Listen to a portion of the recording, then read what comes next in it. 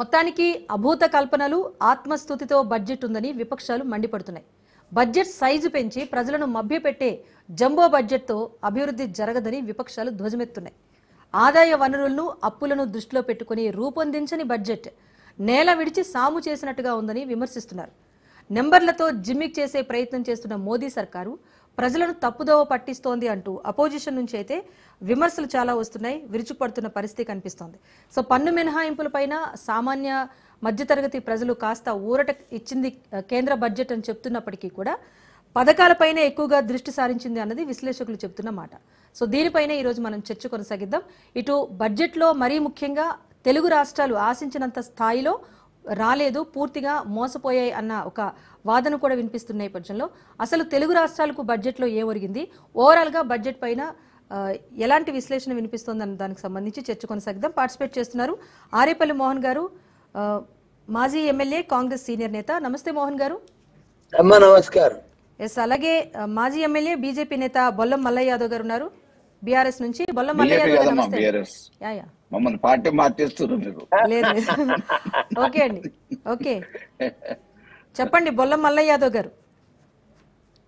కవిత గారు కంప్లీట్ గా జీరో అన్నారు, తెలంగాణకు ఒరిగిందేమీ లేదు, సున్నా అని చెప్పేసి. ఇది కేవలం అంకెల గారడి తప్ప మరొకటి ఏమీ లేదు.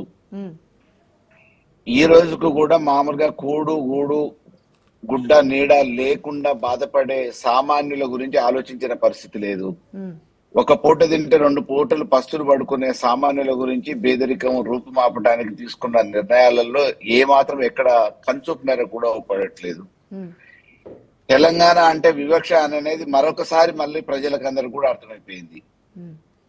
ప్రధాన రంగమైన వ్యవసాయ రంగానికి ఆ ప్రాజెక్టులు కట్టడానికి కానీ ఇతరత్ర కానీ లేదు. తెలంగాణ అంటేనే ఏదో వాడుకుందాము అనే ఒక ఆలోచనతో తప్ప దేశంలో ఇది కూడా ఒక రాష్ట్రం, ఈ రాష్ట్రానికి కూడా మేలు చేయాల్సిన బాధ్యత ఉంది. ఇక్కడ ప్రజలు కూడా పన్ను కడుతున్నారు, ఆ పన్నుల రూపంలో మాకు కూడా లాభం జరుగుతుంది, ఈ దేశాన్ని ఆదుకుంటున్న రాష్ట్రంలో తెలంగాణ ఒకటి అనే ఒక ఆలోచనని కూడా ఈరోజు బీజేపీ నాయకత్వం మర్చిపోయింది. కాబట్టి మొదటి నుంచి చెప్పుకుంటూ వస్తూనే ఉన్నాం. గతంలో కూడా ఎక్కడ కూడా పెద్దగా కేటాయింపులు తెలంగాణకు చేసింది లేదు. ఈ రోజు వాళ్ళకి మా కూటమిలో భాగస్వామి అయిన పార్టీ టీడీపీ కాబట్టి పోలవరం కానీ ఇతరత్ర స్టీల్ ఫ్యాక్టరీ విషయంలో కానీ కొంత కేటాయింపులు చేస్తామని చెప్పి అంతకుముందు మామూలుగా అక్కడ కూడా ఒక చెంబు తీసుకొని వచ్చేసి ఇందులో మట్టి తప్ప ఇంకోటి ఏం లేదు అని చెప్పి చూపించిపోయింది మోడీ గారు.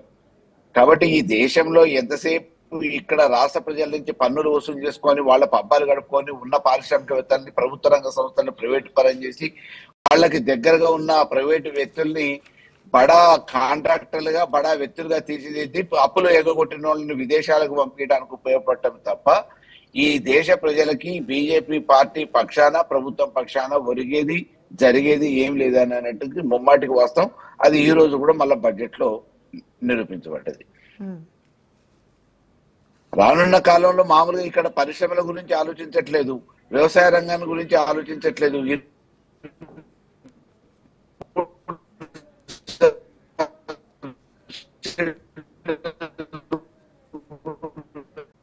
100% ఈ రోజు మామూలుగా జరుగుతున్నది సామాన్యుల గురించి కూడా ఆలోచించాలి. పారిశ్రామికవేత్తలకి, ప్రభుత్వ రంగ సంస్థలన్నింటినీ మామూలుగా ప్రైవేటు పరం చేసుకుంటాం. ప్రైవేటు పరం చేస్తే దానివల్ల జరిగేది ఏంటి? ఉద్యోగస్తుల సంఖ్య పోతుంది, వినియోగదారుడికి భారం పెరుగుతుంది.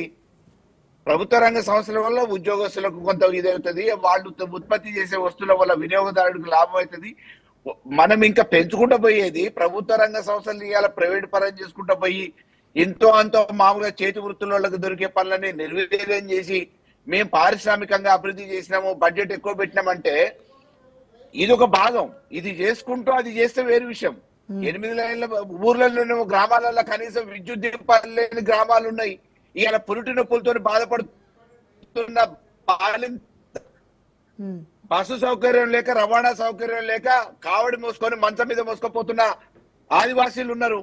వాటి గురించి ఆలోచించట్లే. మనం మంచినీళ్ళ గురించి కొట్లాడుకుంటున్నాయి ఇవాళ రాష్ట్రాలు. మంచినీళ్ళు తాగే మంచినీళ్ళ కోసం వాటి గురించి ప్రభుత్వం ఆలోచించట్లే, ఈ ప్రభుత్వాలు ఆలోచించట్లే. దేశం ఏడిగిపోతుందని అంటే ఇప్పటికీ పేదరికంలో మగ్గుతున్న ఒకవైపు వ్యసనాలకు బానిస యువత ఎడిపోతున్నారు, అది ఆలోచించట్లే.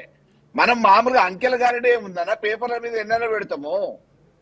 పేపర్లతో కాదు కదా జరిగేది. ఇవాళ మనము ఎక్కడ మనకంటే అనుకున్న దేశాలు ఎక్కడ ఉన్నాయి, మనం ఎక్కడ ఉన్నాము, మన పరిస్థితి ఏంటి అనేది ఆలోచిస్తే ఇంకా పేదరికంతో మగ్గుతూనే ఉన్నాం. వీటి గురించి, వ్యవసాయ రంగం గురించి, ప్రధాన రంగాల గురించి, వాటి గురించి వదిలిపెట్టేసి అంకెల గారెడ్డి చేపించినాం కాబట్టి మేము ఇట్లా పెట్టినాము, ఇవన్నీ ఉపయోగపడతాయని అంటే వైద్యం ఏం జరుగుతుందన్న గ్రామీణ వాతావరణాలలో మన దేశంలో మందుని కనిపెట్టి తర్వాత రోగాన్ని ఇంట్రడ్యూస్ చేసారు. స్వైన్ ఫ్లూ ఫస్ట్ మందు తయారైంది, ఆ మందును అమ్మటానికి స్వైన్ ఫ్లూ రోగాన్ని ఇంట్రడ్యూస్ చేసారు.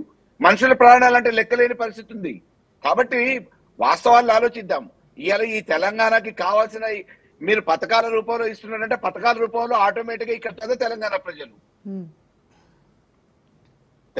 ప్రజలు పన్నులు కూడా కడుతున్నారు, పథకాల రూపంలో ఇస్తున్నారు. కానీ ప్రాజెక్టులు కావాలి కదా.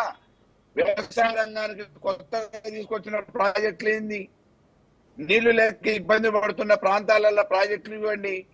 అదే రకంగా యువతను ప్రోత్సహించడానికి స్వయం ప్రాతిపదికన చేసుకోవడానికి ఉపాధి లోన్లు ఇవ్వండి. మీరు ఎంప్లాయ్మెంట్ పెరిగిందంటే ఆటోమేటిక్ గా పేపర్లెస్ జాబ్ అని చెప్పి